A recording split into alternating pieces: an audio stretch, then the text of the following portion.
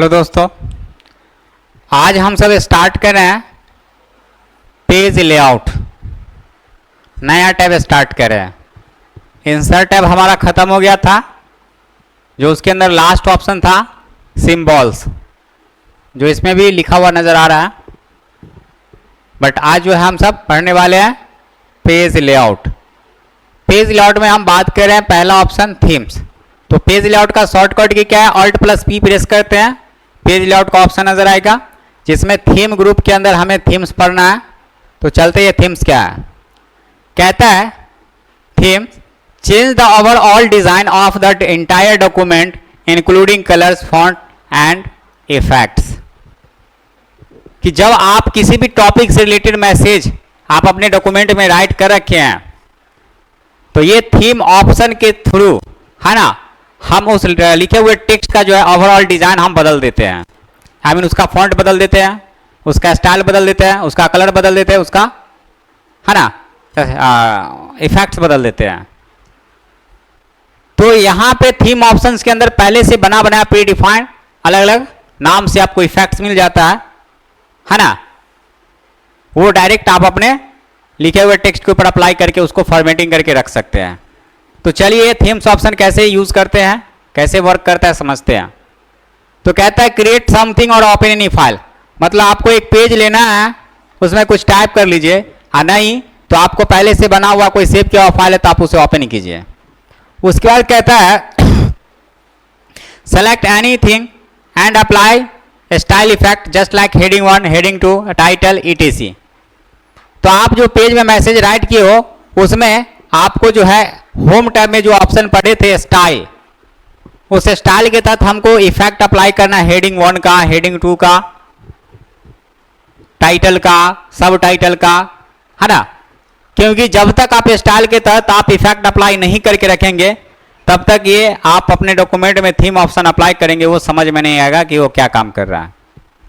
तो हमें क्या करना है, थीम ऑप्शन को यूज करने से पहले अपने लिखे हुए मैसेज के ऊपर क्या करना है, सिलेक्शन करने के बाद स्टाइल इफेक्ट है ना हमें अप्लाई कर लेना है, हेडिंग 1, हेडिंग 2 या अदर जो भी है वो अप्लाई कर लेंगे।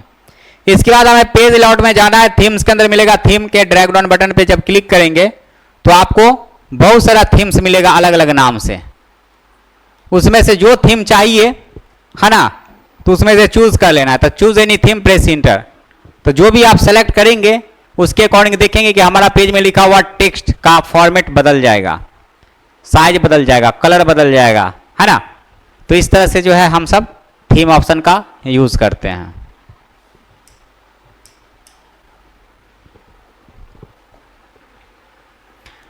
नेक्स्ट ऑप्शन है पेज सेटअप के अंदर कॉलम्स। पेज सेटअप ग्रुप्स के अंदर कौन सा ऑप्शन पढ़ना हमें, कॉलम्स। कहता है स्प्लिट टेक्स्ट इनटू 2 और मोर कॉलम्स। मतलब कि आप अपने पेज में लिखा हुआ मैसेज को 2 या 2 से अधिक कॉलम में स्प्लिट कर सकते हैं, सेट कर सकते हैं, तोड़ करके सेट कर सकते हैं। उसके लिए हम सब कॉलम ऑप्शन यूज करते हैं। तो चलिए हम आपको बता दें कि हमारा जो पेज होता है बाय डिफॉल्ट 1 कॉलम में होता है। कितने कॉलम में होता है, 1 कॉलम में होता है, समझे। तो अगर हम बुक्स वगैरह देखते हैं उसमें 2 कॉलम में रहता है लिखा हुआ मैसेज, एक कॉलम ये है, सेकंड कॉलम ये है। क्वेश्चन देखते हैं, उस क्वेश्चन में आप देखने को मिलता है 2 पार्ट्स में आपका एक ही पेज में लिखा हुआ रहता है क्वेश्चन, 1 से लेकर 10 तक, फिर 11 से लेकर 20 तक, है ना। तो आखिरकार ये जो लिखा हुआ है इस फॉर्मेट में वो कैसे लिखा गया है, तो इस पेज को 2 कॉलम में सेट किया गया है, उसके बाद इसमें लिखा गया है ये। या हम सब न्यूज़पेपर देखते हैं उसमें जितना भी न्यूज रहता है ना वो सब कॉलम वाइज ही लिखा हुआ होता है। तो जब हमें भी अगर MS वर्ड के अंदर कुछ ऐसा डॉक्यूमेंट बनाना पड़े जिसमें जो पेज है उसे एक कॉलम से 2 या 2 से अधिक कॉलम में सेट करके रखना पड़े और उस कॉलम के अकॉर्डिंग मैसेज राइट करके हमें वो डॉक्यूमेंट्स बनाना पड़े, तो उस कंडीशन में हम सब क्या करेंगे, कॉलम ऑप्शन का यूज करके अपने पेज को 2 या 2 से अधिक कॉलम में सेट कर सकते हैं। तो हमने बताया कि बाय डिफॉल्ट हमारे पेज का जो कॉलम होता है वो सिंगल होता है, यानी फर्स्ट कॉलम में ही होता है, बट हम बाई कॉलम ऑप्शन का यूज करके उसे अपने मन मुताबिक 2 या 2 से अधिक कॉलम में सेट कर सकते हैं। तो चलिए ये कॉलम ऑप्शन हम यूज कैसे करें। तो कहता है to create a blank document, एक डॉक्यूमेंट आपको क्रिएट करना ब्लैंक, समझे। इसके बाद कहता है पेज लेआउट में जाना है, पेज सेटअप पे कॉलम्स के आपको यहाँ पे ड्रैग डाउन बटन नजर आएगा, उस पर क्लिक करेंगे तो मोड कॉलम नजर आएगा। उस पर जब क्लिक करेंगे तो appears on the columns dialog box open होगा, जो आपको यहाँ पे नजर आ रहा है। आप कॉलम्स में जाते हैं तो आपको प्रीसेट्स मिल जाता है, पहले से सेटअप मिलता है। 1 कॉलम तो बाय डिफॉल्ट इस पे टिक है हमारा पेज, मतलब पॉइंटर, इसलिए हाईलाइटेड है ब्लू कलर में, यानी 1 कॉलम में हमारा पेज जो होता है बाय डिफॉल्ट होता है। लेकिन हम अपने हिसाब से 2 कॉलम में सेट करना है तो 2 कॉलम पे टिक कीजिए, 3 कॉलम में सेट करना है तो 3 कॉलम्स वाला सेलेक्ट कीजिए, या लेफ्ट वाला लेते हैं या राइट वाला लेते हैं वो आपके ऊपर डिपेंड करता है, वो सेलेक्ट कीजिए। अगर हम 2 कॉलम लिए हैं बट हम ये चाहते हैं ना हमारा पेज में 4 कॉलम सेट हो जाए, 5 कॉलम सेट कर दें, तो कैसे सेट करेंगे। तो यहाँ पे मिलता है नंबर ऑफ कॉलम, यहाँ पे नंबर ऑफ कॉलम अपने मन मुताबिक सेट कर देंगे, समझे। यहाँ पे right to left, left to right आप यहाँ पे बदल सकते हैं कॉलम को। साथ में आपको मिलता है लाइन बिटवीन, इस पर टिक कर देंगे तो जो कॉलम है ना इसके बीच में लाइनिंग भी आपको नजर आएगा, समझे। उसके बाद प्रत्येक कॉलम के लिए जो है विड्थ, उसकी चौड़ाई है ना, अगर इक्वल पे टिक करके रखते हैं, इक्वल कॉलम विड्थ पे, यहाँ पे दिखा है ना इक्वल कॉलम विड्थ, इस पे टिक करके रखते हैं तो एक का आप चौड़ाई चेंज करते हैं तो सबका चौड़ाई कॉलम का बढ़ेगा, एक का स्पेसिंग कम करते हैं तो सबका कम होगा, बढ़ाते हैं तो बढ़ेगा। लेकिन हम सब कॉलम के लिए अलग अलग उसका चौड़ाई रखना चाहते हैं, उसका स्पेसिंग रखना चाहते हैं, तो आपको इस पर से क्या करना है, इक्वल कॉलम विड्थ पर से टिक हटा देना है। फिर आप इंडिविजुअली जितना पेज में कॉलम सेट हुआ है वो प्रत्येक कॉलम के लिए अपना उसकी चौड़ाई और स्पेसिंग आप सेट करेंगे। तो जो सेटअप होगा ये प्रीव्यू में आपको नजर आएगा। अब सही है सब कुछ, तो आपको क्या करना है, अप्लाई टू होल डॉक्यूमेंट, यानी पूरे डॉक्यूमेंट के लिए अप्लाई हो रहा है, समझे। तो हम क्या करने वाले यहाँ पे ओके पे क्लिक कर देंगे, है ना। तो हमारा पेज अगर 4 कॉलम सेट किया है, 3 कॉलम सेट किया है तो 3 कॉलम सेट किया, 3 कॉलम में सेट हो जाएगा। अब यहाँ पे अप्लाई टू होल डॉक्यूमेंट ये ऑप्शन आगे हम बताएंगे क्यों, क्योंकि अभी पूरे डॉक्यूमेंट के लिए सेट हो रहा है। हम जिस पेज में काम करें उसी पेज में सेट हो, जिस पैराग्राफ पे है उसी जगह पे सेट हो, तो वो सब कंडीशन हम आगे पढ़ेंगे, है ना, सेक्शन, तो आपको बताया जाएगा। तो चलिए यहाँ पे हम जो है 3 कॉलम में सेट कर लिए हैं। तो कहता है select any option from presets और फिल अदर ऑप्शन, नेक्स्ट कहता है क्लिक ऑन ओके। तो प्रीसेट्स ऑप्शन से आपको सिलेक्शन करना है या अपने मन मुताबिक सेटअप करना है, ओके कर दीजिए। हमारा पेज में 3 कॉलम सेट हो चुका है। अब हम यहाँ से फर्स्ट कॉलम में लिखना चाहते हैं मैसेज, लिखना स्टार्ट कीजिएगा।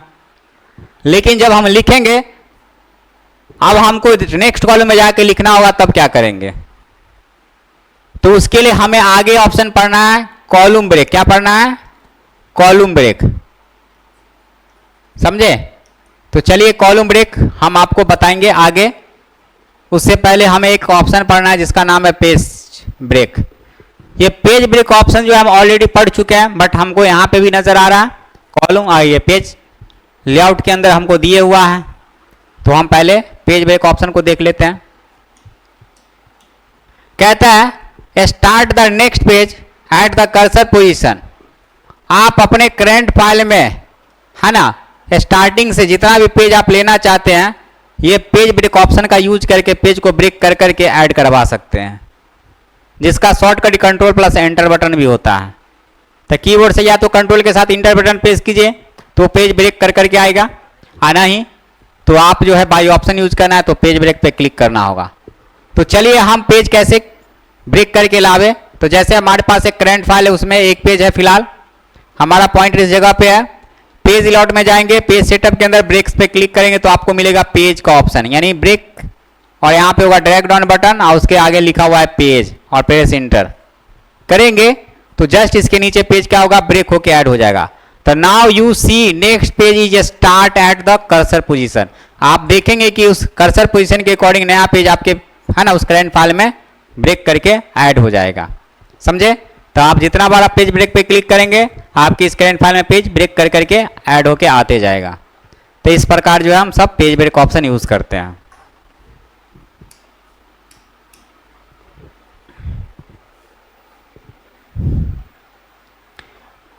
नेक्स्ट ऑप्शन है कॉलम ब्रेक। तो अभी हमने जस्ट आपको बताया कि हम अपने पेज में 2 या 2 से अधिक कॉलम में पेज को सेट कर दिए हैं। अब हम फर्स्ट कॉलम में है जो भी लिखना है हम लिखना स्टार्ट कर दिए। अब हमको ये फर्स्ट कॉलम से सेकंड कॉलम में जाके लिखना हो मैसेज, तो आप फर्स्ट कॉलम से सेकंड कॉलम में कैसे जाएंगे? आप क्लिक करेंगे पॉइंटर नहीं जाएगा। तो हमें जो है ये कॉलम ब्रेक ऑप्शन यूज करना पड़ेगा। ये कॉलम ब्रेक ऑप्शंस के तहत ही हम फर्स्ट कॉलम से सेकंड कॉलम में ब्रेक करके नेक्स्ट कॉलम में जंप करके जा सकते हैं। समझे? तो एक कॉलम से दूसरे कॉलम में जंप करके जाने के लिए हम सबको जो है कॉलम ब्रेक ऑप्शन का यूज करना होता है। तो फर्स्ट टाइम आपको फर्स्ट कॉलम से सेकंड कॉलम में, उसके आगे थर्ड कॉलम या आगे जितना भी जो भी कॉलम में जाएंगे आपको कॉलम ब्रेक ऑप्शन अप्लाई करना पड़ेगा। अगर ये नहीं अप्लाई करेंगे आप नहीं जा पाएंगे। समझे? लेकिन सेकेंड टाइम आप डायरेक्ट पॉइंटर बटन क्लिक करके माउस का जा सकते हैं और आ सकते हैं। लेकिन फर्स्ट टाइम आपको नेक्स्ट कॉलम में आपको बढ़ने के लिए, आगे जाने के लिए, है ना, उसमें लिखने के लिए आपको कॉलम ब्रेक ऑप्शन अप्लाई करना ही पड़ेगा। तो चलिए ये कॉलम ब्रेक ऑप्शन काम कैसे करता है तो पहले देख लेते। इसका डिफिनेशन कहता है to jump the cursor in one column to other column. मतलब एक कॉलम से दूसरे कॉलम में जाने के लिए हम सब क्या करते हैं? कॉलम ब्रेक ऑप्शन का इस्तेमाल करते हैं, जिसका शॉर्टकट के control plus shift plus inter. आप कीबोर्ड से control plus shift plus inter button press करके भी ये ऑप्शन को डायरेक्ट यूज कर सकते हैं।